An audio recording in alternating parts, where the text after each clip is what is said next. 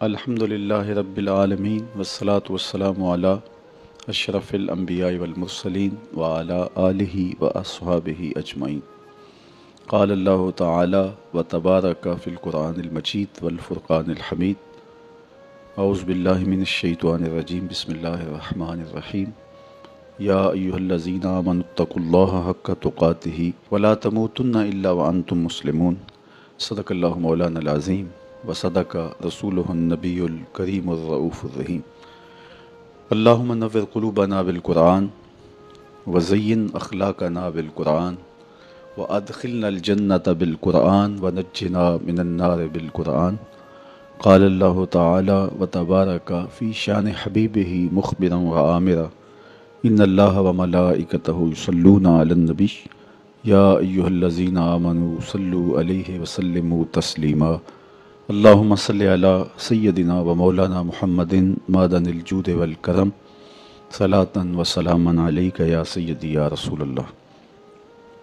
تمام حمد و ثنا، تعریف و توصیف اللہ جل مجدہ الکریم کی ذات بابرکات کے لیے، جو خالق کائنات بھی ہے اور مالک ششرہات بھی۔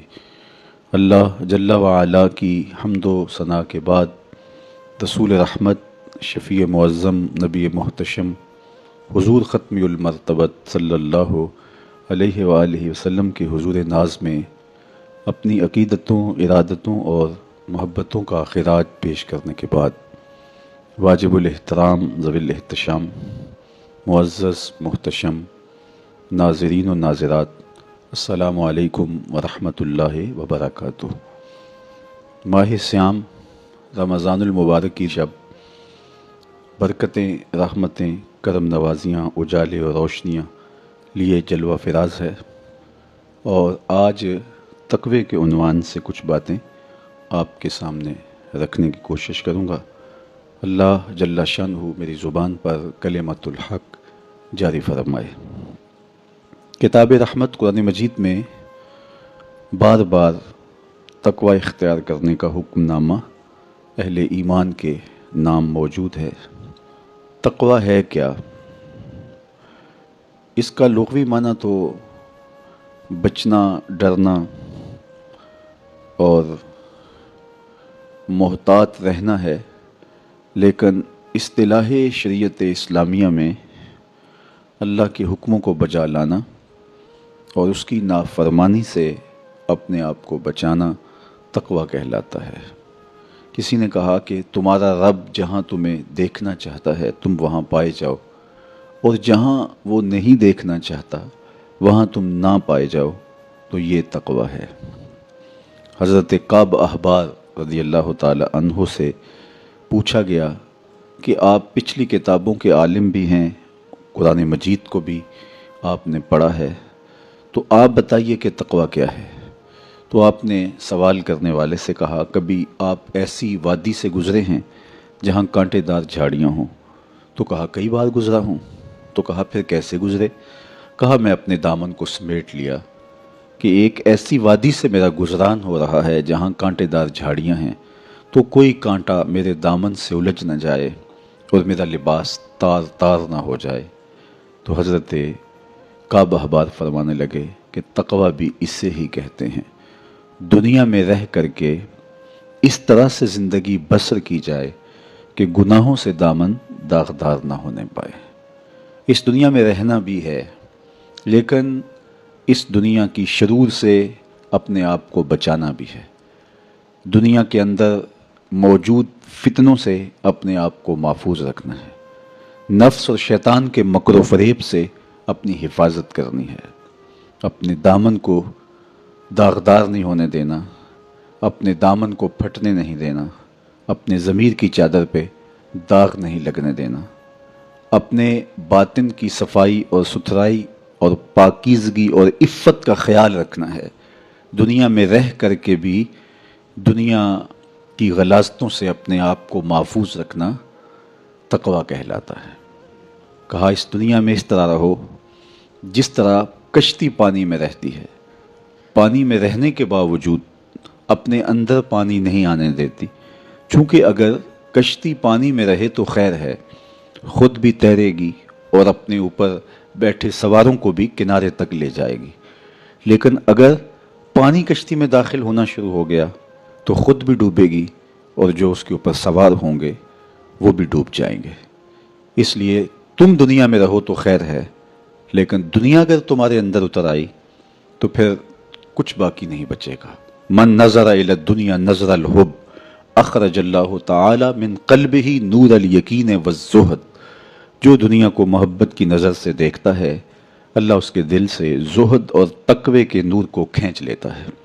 اس لیے اس دنیا میں رہ کر کے بھی اس دنیا سے اپنے آپ کو محفوظ رکھنا ہے، اپنی ضرورت کا ضرور رزق جمع کریں، ضرورت سے زائد کمائیں تو ساتھ یہ نیت جڑی ہو کہ معاشرے کے وہ لوگ جو کمانے کی اہلیت نہیں رکھتے میں ان کی ضرورت کو پورا کروں گا، تو یہ دنیا نہیں یہ دین ہوتا ہے۔ لیکن جب خواہشات انسان کو یوں گھیر لیتی ہیں اور وہ اپنے خالق سے غافل ہو کے اس دنیا کو مقصود بنا لیتا ہے تو پھر وہ اپنے اندر اور اپنے باطن کو خراب کر بیٹھتا ہے۔ تو کعب احبار فرمانے لگے کہ تقوی یہ ہے کہ تم اپنے آپ کو جس طرح کانٹے دار جھاڑیوں کے اندر سے گزارتے ہوئے دامن بچاتے ہو اور کوئی کانٹا تمہارے دامن سے الجھ کر تمہارے دامن کو تار تار نہ کر دے، تمہارا دامن پھٹ نہ جائے، تو احتیاط سے گزرتے ہو، تو دنیا میں بھی یوں محتاط رہو اور اپنے آپ کو گناہوں سے آلودہ نہ ہونے دو۔ حضرت سیدنا علی المرتضیٰ رضی اللہ تعالی عنہ سے تقوی کے حوالے سے دریافت کیا گیا تو آپ نے بڑی جامع تعریف ارشاد کی، فرمایا کہ تقوی کیا ہے؟ فرمایا کہ تقوی یہ ہے کہ تم اللہ سے ڈرتے رہو، خوف خدا تمہارے سینے میں موجود رہے، قرآن مجید پر تمہارا عمل رہے، اور تم جو میسر آئے اللہ کی طرف سے اس پر تم قانع ہو، کم پر بھی قناعت تمہارا مزاج ہو، اور چوتھی چیز ارشاد فرمائی کہ تم آخرت کی تیاری میں اپنے آپ کو مصروف رکھو۔ یہ چار وصف اگر تمہارے اندر موجود ہیں تو تم متقی کہلاؤ گے۔ سب سے پہلا وصف کیا ہے کہ اپنے آپ کو اللہ جل شانہ کے خوف میں مبتلا رکھو، اللہ کا ڈر تمہارے سینے میں موجود رہے۔ اللہ کا ڈر کس معنی اور کس مفہوم میں ہونا چاہیے؟ عمومی طور پہ بندہ جس شے سے ڈرتا ہے اس سے وحشت بھی کرتا ہے، اس سے نفرت بھی کرتا ہے، سانپ سے ڈرتا ہے، بچھو سے ڈرتا ہے اور موذی جانوروں سے خوف زدہ ہوتا ہے، لیکن اگر ہتھے چڑھ جائیں تو انہیں چھوڑتا بھی نہیں، بلکہ ہمیں تو حکم دیا گیا اقتل الموذی قبل ان یوذی، قبل اس سے کہ موذی تم کو ایذا دے تم اس کا خاتمہ کر ڈالو، اگر تمہارے بس میں ہو تو تم انہیں مار ڈالو۔ تو عمومی طور پہ بندہ جس سے ڈرتا ہے اس سے نفرت بھی کرتا ہے، لیکن اللہ سے بندہ ڈرتا بھی ہے، اس سے محبت بھی کرتا ہے۔ تو یہ ڈر پھر کس مفہوم میں ہوا؟ تو کچھ اشیاء سے، کچھ لوگوں سے ڈر ان کے گزند کی وجہ سے ہوتا ہے، لیکن یہ ڈر جو اللہ کا بندہ مومن کے دل میں ہے یہ محبت کا ڈر ہے۔ جب کوئی کسی سے پیار کرتا ہے تو اس کی ناراضگی سے ڈرتا ہے، وہ روٹھ نہ جائے، وہ ناراض نہ ہو جائے۔ میری زندگی کا سارا سرمایہ تو اس کی خوشیاں ہیں، اس کی خوشی میری زندگی کا جمال ہے، اور اگر وہ روٹھ گیا تو میری زندگی اجڑ جائے گی، میری زندگی کا سارا نور ختم ہو جائے گا، میری زندگی کی ساری خوشیاں ختم ہو جائیں گی۔ تو اللہ سے ڈرنے کا مفہوم بھی یہی ہے کہ جب بندہ اس سے پیار کرتا ہے، اور مومن کی شان ہے والذین آمنوا اشد حبا للہ، جو اہل ایمان ہیں وہ سب سے زیادہ اپنے رب سے محبت کرتے ہیں، ٹوٹ کے چاہتے ہیں اپنے رب کو۔ تو جب اتنی محبت کرتے ہیں اپنے رب سے تو وہ ڈرتے ہیں کہ کہیں ہمارا رب ہم سے روٹ نہ جائے، ہمارا رب ہم سے ناراض نہ ہو جائے۔ تو یہ احساس جب انسان کے ساتھ ہمیشہ جڑا رہے گا کہ میرا اللہ مجھ سے ناراض نہ ہو جائے، تو پھر اس کی زندگی کتنی خوبصورت ہوگی اور وہ گناہوں سے کیوں نہیں بچ پائے گا۔ تو سیدنا علی المرتضیٰ رضی اللہ تعالیٰ عنہ فرماتے ہیں کہ تقوی یہ ہے کہ تمہارے دل میں اللہ کا خوف بیٹھا رہے اور اس کی ناراضگی سے تم ڈرتے رہو، اور یہ احساس تمہاری زندگی میں جمال اور خوبصورتی پیدا کرے گا۔ دوسری بات، قرآن مجید پر تمہارا عمل ہو۔ جب کتاب اللہ تمہاری رہنما بن جائے اور تم اپنی زندگی کے سارے عمل کتاب اللہ کی بتائی ہوئی تعلیمات کے مطابق کرو گے تو پھر اس کا عملی نتیجہ تو خوبصورت ہوگا۔ جب تھیوری اچھی ہوگی تو پریکٹیکل بھی اچھا آئے گا۔ جب تم قرآن کے بتائے ہوئے طریقے کے مطابق زندگی بسر کرو گے تو کیسے نہیں ہوگا کہ تمہاری زندگی خوبصورت زندگی ہوگی اور تم کامیاب اور بامراد اور خوش نصیب شخص قرار پاؤ گے۔ اس لیے قرآن مجید پہ عمل اپنی زندگی میں لازم کر لو۔ یہ تمہارے رب نے تمہارے نام رسول کریم صلی اللہ علیہ وآلہ وسلم کی وساطت سے ایک پیغام بھیجا ہے، مکمل ضابطہ حیات ہے، دستور زندگی ہے۔ اس کتاب سے وابستگی، دل بستگی، تعلق کی خاطر تمہیں کبھی رسوا نہیں ہونے دے گا، تمہیں کبھی بے مراد نہیں ہونے دے گا، تمہیں کبھی نقصان میں نہیں پڑنے دے گا، تمہیں ناکام نہیں ہونے دے گا۔ تم ہمیشہ سرخرو ہوگے، کامیاب ہو جاؤ گے، بامراد رہو گے، عزتیں اور وقار تمہارا مقسوم ہوگا اگر اس کتاب کے ساتھ تمہارا تعلق مضبوط ہوا۔ تیسری بات، جو تمہیں میسر ہو اس پر قناعت کرو۔ میسر پر قناعت کرنے کی عادت بن جائے تو زندگی کی تلخیاں ختم ہو جاتی ہیں۔ عمومی طور پہ ہمیں اتنا کچھ اللہ نے عطا کیا ہوا ہوتا ہے لیکن اس کے باوجود ہم سکون میں نہیں ہوتے، اس لیے کہ ہم ایک ہدف طے کرتے ہیں اور اس کی طرف ہم بڑھتے ہیں۔ تو میسر کا جو سرور ہے، میسر کا جو لطف ہے، اس کو حاصل کرنے کی بجائے جو میسر نہیں ہے اس کی تگ و تاز کے اندر ہم اپنے آپ کو پگھلا رہے ہوتے ہیں۔ تو اس لیے ہم جب اللہ کے دیے گئے پر قناعت کریں گے، ہاں آپ زیادہ کی کوشش کر سکتے ہیں اس نیت کے ساتھ کہ میں دوسرے ضرورت مندوں کی ضرورت بھی پوری کروں، لیکن اطمینان آپ کو یہ ہونا چاہیے کہ جو مجھے میسر ہے یہ میرا مقدور تھا، یہ مجھے مل گیا، اور اگر میرا مقدور کوئی اور بھی ہوا تو وہ بھی مجھے مل جائے گا، اور ملے گا تب جب اس کا وقت ہوگا، وقت سے پہلے نہیں ملے گا۔ جب ہم اپنے مقدور کو وقت سے پہلے حاصل کرنے کی کوشش کرتے ہیں تو پھر زندگی میں تلخی بھر جاتی ہے، ہم بے چین ہو جاتے ہیں کہ وہ مل کیوں نہیں رہا، میاں وہ کیسے ملے، اس کے ملنے کا بھی وقت ہی نہیں آیا ہے۔ تو ہم ایک اضطراب میں مبتلا ہو جاتے ہیں، بے چین ہو جاتے ہیں۔ اور اگر ہم یہ یقین کر لیں کہ ہمارے مقدور کا ہمیں جب وقت ہوگا تو ضرور ملے گا تو پھر زندگی کے اندر ایک طمانینت پیدا ہو جائے گی۔ تو جو تھوڑا میسر ہے، جو زیادہ میسر ہے، اس پر ہم مطمئن ہونے کی عادت پیدا کر لیں۔ سیدنا علی المرتضیٰ رضی اللہ تعالی عنہ سے ہی مروی حضور کا ایک فرمان ہے، جو اللہ کے دیے گئے تھوڑے رزق پہ راضی ہو گیا، اللہ اس کے تھوڑے عملوں پہ راضی ہو جائے گا۔ تو قناعت کا جوہر نصیب ہو جائے تو پھر زندگی سوکھی بھی ہو جاتی ہے اور تقوی کی دولت بھی نصیب ہو جاتی ہے۔ چوتھی چیز سیدنا علی المرتضیٰ رضی اللہ تعالیٰ عنہ فرماتے ہیں، یہ ہے کہ تم آخرت کی تیاری میں لگے رہو۔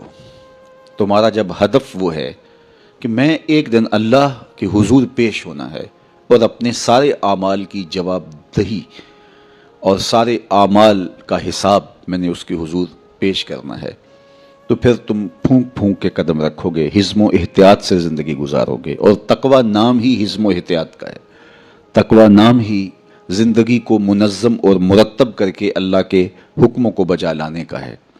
حضرت شیخ احمد شیخ مجدد الفسانی علیہ رحمہ فرماتے ہیں کہ تقوی دو چیزوں سے عبارت ہے، ایک اللہ کے حکموں کو بجا لانا اور ایک اللہ کی منع کردہ چیزوں سے اجتناب کرنا۔ اور بڑی خوبصورت بات آپ نے کی، فرمایا اللہ کے حکموں کو بجا لانا، اس کی اطاعت اور فرما برداری کرنا، یہ تو فرشتے بھی کرتے ہیں اور انسان بھی کرتے ہیں، لیکن وہ چیزیں جو منع کی گئی ہیں ان سے رک جانا تو یہ کام صرف انسانوں کا ہے، چونکہ فرشتوں کے اندر تو یہ چیز ہی موجود نہیں ہے، ان کے اندر خواہشات رکھی ہی نہیں گئی جن سے وہ رک جائیں، آرزوئیں رکھی ہی نہیں گئیں جن سے وہ باز آ جائیں۔ تو وہ تو اللہ کی عبادت کرتے ہیں، ذکر و فکر میں لگے ہیں، طاعت اور فرما برداری میں لگے ہیں، اور ان امور سے رکنے کا ان کا باب ہی نہیں ہے، تو یہ حضرت انسان کا کام ہے کہ وہ ان امور سے منع ہو جائے جن امور سے ان کے رب نے انہیں منع کیا ہے۔ تو یہ شے حضرت انسان کو ممتاز کرتی ہے اور تقوی کے حصول کا ذریعہ اور ضامن بنتی ہے۔ اللہ جل شانہ کے منع کردہ کاموں سے رک جائے اور اس کے حکموں کو بجا لانے کی کوشش میں لگا رہے، یہ تقوی کہلاتا ہے۔ بعض نے یہ کہا کہ انسان کے جو ظاہری اعمال ہیں اور انسان کے جو باطنی اعمال ہیں، ان دو اعمال کو دو حصوں میں تقسیم کیا، تو کہا کہ جو باطن کے اعمال ہیں وہ تقوی کہلاتے ہیں۔ آپ کوئی نیک عمل کرتے ہیں تو ظاہر ہے کہ وہ امتثال امر کے طور پہ آپ وہ کام بجا لا رہے ہیں، لیکن اب آپ دل سے بھی رکے ہوئے ہیں اس کام سے، تو یہ آپ کے دل کا عمل ہے اور یہ تقوی کہلاتا ہے۔ قرآن مجید میں اللہ تعالیٰ نے ایک مقام پہ ارشاد فرمایا، جو اللہ کی نشانیوں شعائر اللہ کی تعظیم کرتے ہیں تو یہ دل کا تقوی ہے۔ تو تقوی کا تعلق پھر جڑ جاتا ہے دل سے۔ میرے اور آپ کے آقا و مولا حضور نبی رحمت صلی اللہ علیہ وآلہ وسلم نے ارشاد فرمایا، التقوی ہا ہونا، التقوی ہا ہونا۔ حضور نے اپنے سینے کی طرف اشارہ کر کے کہا، تقوی یہاں ہے، تقوی یہاں ہے۔ تو تقوی کا مرکز انسان کا دل ہے۔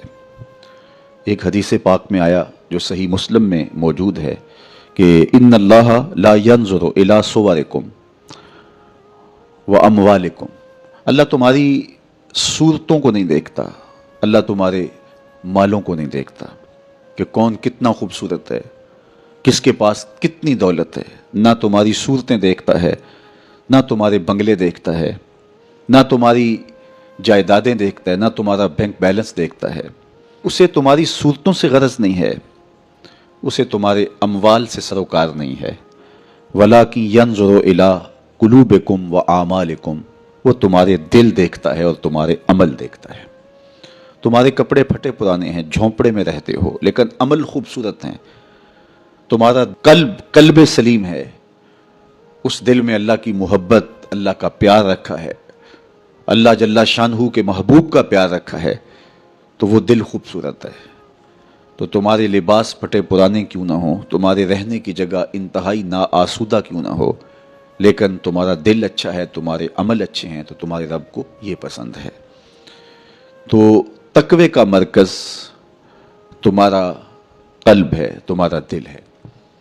تو دل کی پاکیزگی، دل کی صفائی، دل کی ستھرائی، یہ اللہ جل شانہ کو محبوب ہے۔ ہم عمومی طور پہ اپنے ظاہر کو سنوارنے میں لگے رہتے ہیں اور باطن ہمارا میلا کچیلا ہی رہتا ہے۔ ہمارا رب ہم سے اس بات کا تقاضا کرتا ہے کہ تمہارا دل بھی ستھرا ہونا چاہیے، تمہارا دل بھی پاک ہونا چاہیے۔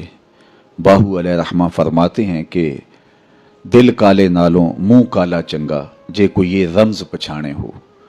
تو اصل تو پاکیزگی، طہارت، صفائی، عفت قلب کی ہے۔ تو اس لیے اللہ تعالیٰ جل شانہ نے مومنین کے قلوب کی پاکیزگی، طہارت اور صفائی اور عفت کا تقاضا اہل ایمان سے کیا ہے۔ اللہ جل شانہ نے بندوں کو جو عزت عطا کی ہے تو اس کا معیار تقوی کو قرار دیا۔ کون کتنا معزز ہے یہ اس کی دولت سے نہیں ناپا جا سکتا، اس کے قبیلے اور اس کے خاندان سے نہیں جانچا جا سکتا، اس کے لباس سے آپ یہ اندازہ نہیں کر سکتے کہ یہ معزز شخص ہے۔ کسی شخص کا کسی قوم سے تعلق ہے اور وہ گوری رنگت والی قوم ہے، یا وہ کسی اور رنگت سے متعلق ہے، تو وہ اس کی عزت کا ظرف نہیں ہے۔ ان اکرمکم عند اللہ اتقاکم، تم میں سے معزز وہ ہے جو متقی ہے، جو پرہیزگار ہے۔ دیکھیے ابو لہب قریشی النسب تھا، لیکن خوبصورت ہونے کے باوجود، عالی مرتبت نسب رکھنے کے باوجود آج بھی اس پر لعنتیں برس رہی ہیں۔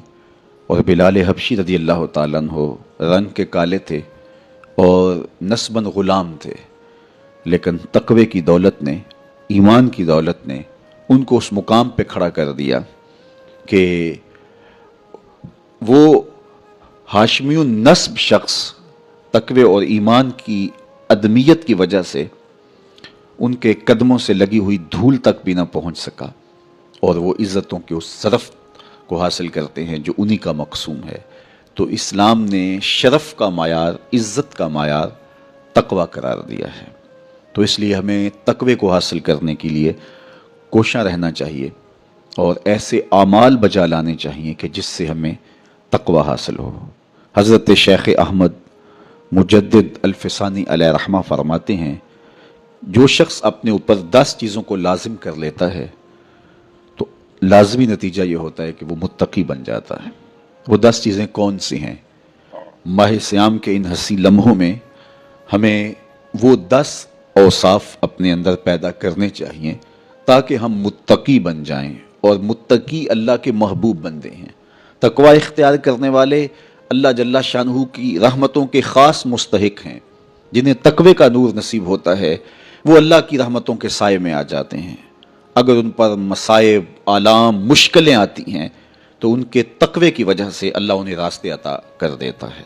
وَمَن يَتَّقِ اللَّهَ يَجْعَل لَّهُ مَخْرَجًا وَيَرْزُقْهُ مِنْ حَيْثُ لَا يَحْتَسِبُ۔ اللہ اکبر۔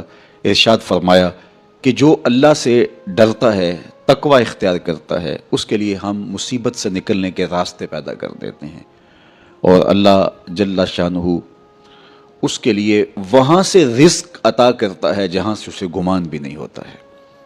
تو یہ تقوی کا نتیجہ ہے جو اہل تقوی کو نصیب ہوتا ہے۔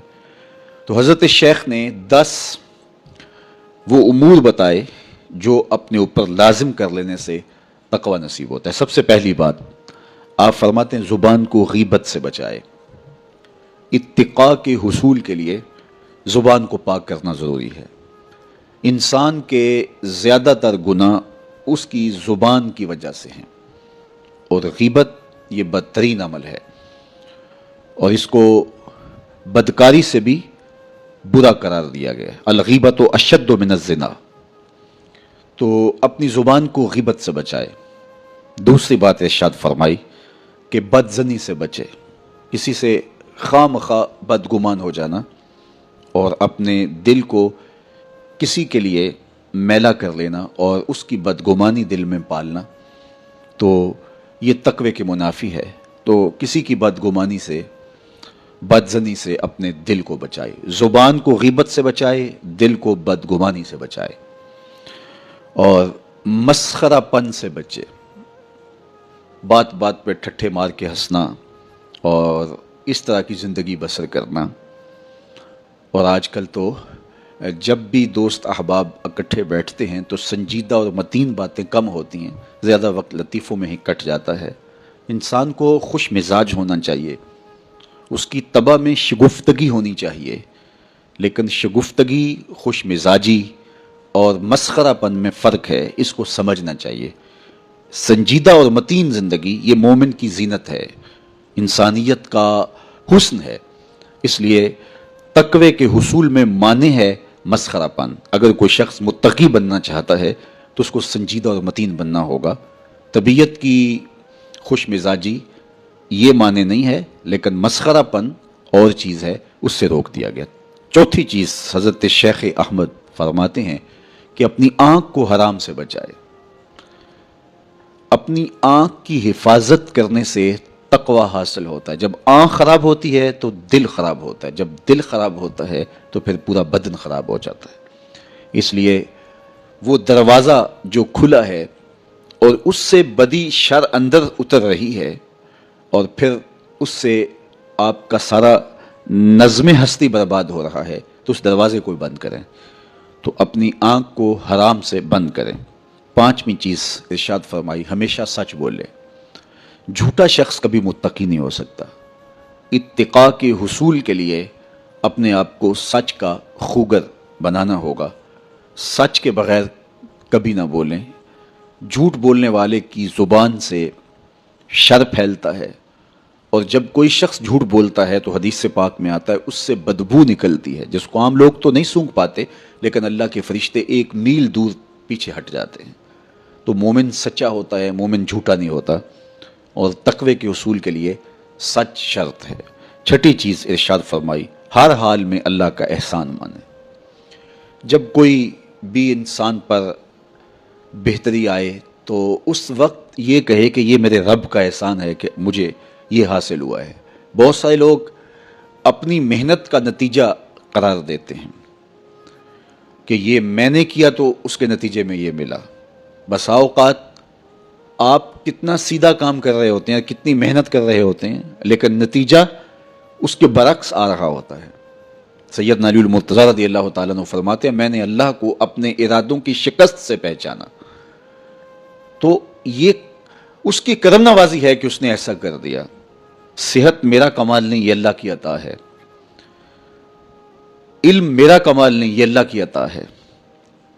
لہجوں کی خوبصورتی یہ اس کی عطا سے ممکن ہے. اس نے آنکھوں میں روشنائی رکھی، اس نے توفیق عمل نصیب فرما دی، اس نے اچھائی کی راہوں پہ گامزن کیا. ماہ صیام میں روزہ رکھنے کی توفیق ہوئی، صلاۃ التراویح میں حاضری کا موقع میسر آیا، دیگر صالح اعمال تلاوت کلام مجید نصیب ہوئے. تو مت سمجھے کہ یہ کوئی میرا کمال ہے. اللہ کا احسان مانے گا تو غرور پیدا نہیں ہوگا، تکبر پیدا نہیں ہوگا. تو ہر حال میں اللہ کا احسان مانے. جو بھی خیر اس کو ملے وہ کہے یہ میرے رب کی طرف سے ہے، اور اگر اس کا کرم نہ ہوتا تو یہ عمل مجھے نصیب نہ ہوتا. اور کتنے عمل ہیں کہ نصیب ہونے کے بعد عجب سے، تکبر سے، ریاکاری سے برباد ہو جاتے ہیں. کیتی کتری پئی کھو محمد تے سکہ بنیا زردہ. کتنے عمل ہیں کہ برباد ہو جاتے ہیں، تکبر آ گیا، عجب آ گیا، ریاکاری آ گئی. تو یہ اس کی طرف سے ہی ہے. تو جب یہ کہے گا تو عجب، تکبر، غرور کچھ پیدا نہیں ہوگا، تو پھر عمل قبول ہوگا اور انسان تقوی کی منزل تک پہنچے گا.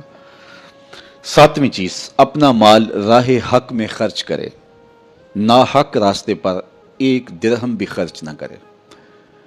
کمایا ہوا مال راہ حق میں خرچ کرنے سے اتقاء کی دولت نصیب ہوتی ہے. اللہ قیامت کے دن بندے کے قدم اپنے حضور سے ہٹنے نہیں دے گا جب تک اس سے 3 سوال نہیں کر لے گا. ان میں سے ایک سوال یہ ہوگا کہ مال کمایا کہاں سے، مال خرچ کہاں کیا.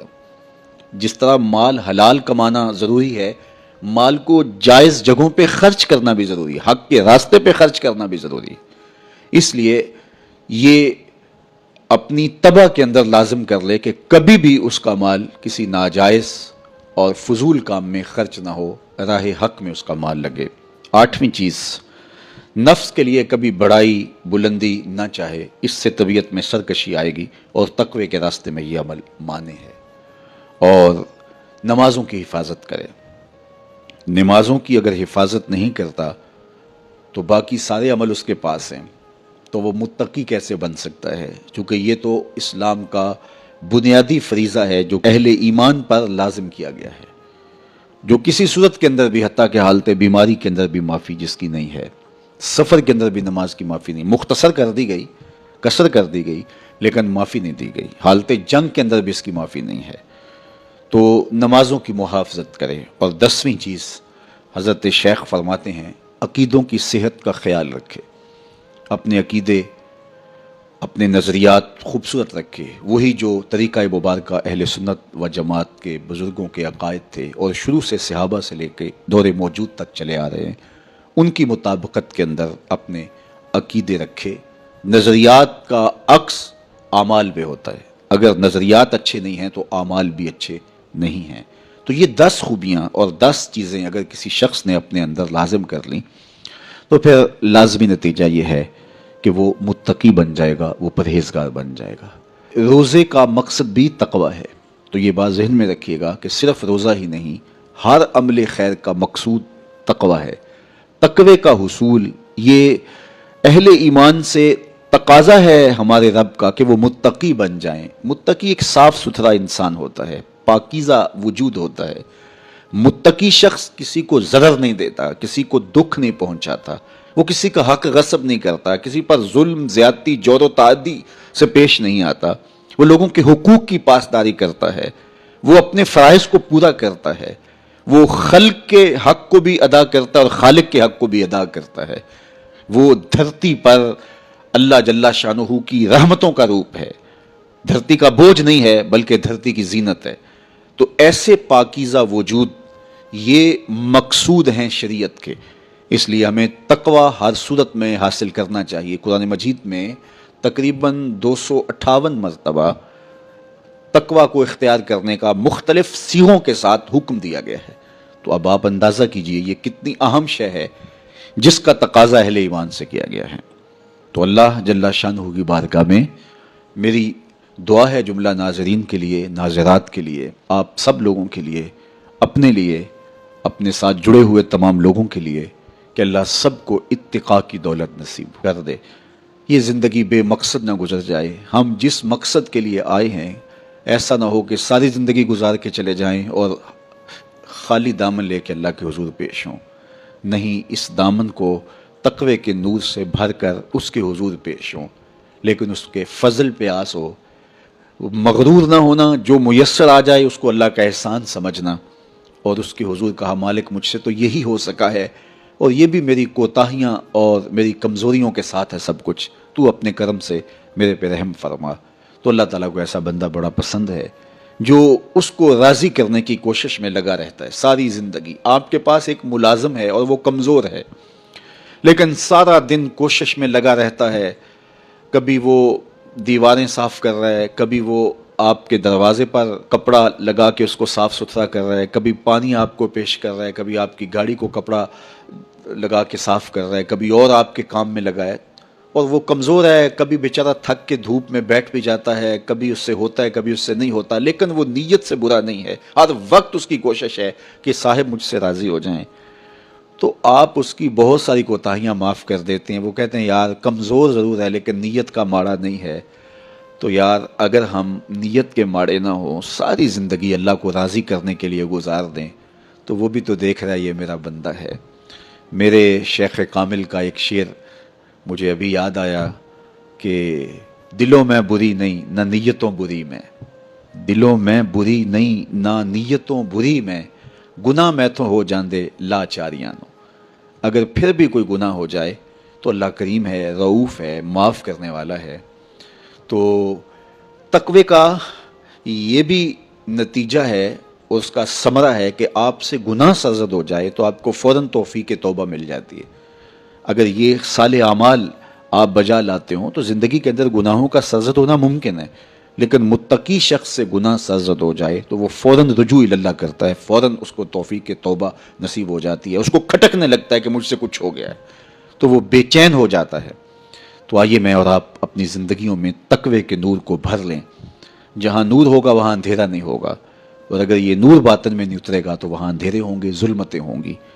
تو اندھیروں سے اور ظلمتوں سے اٹا ہوا دل لے کے ہم اللہ کے حضور پیش نہ ہوں، بلکہ نور سے بھرا ہوا دل اس کی دہلیز پہ رکھیں اور اس کی رحمتوں کی خیرات مانگیں۔ ماہ صیام کی مبارک گھڑیوں کی برکت سے اللہ مجھے آپ کو تقوی کی دولت نصیب فرمائے۔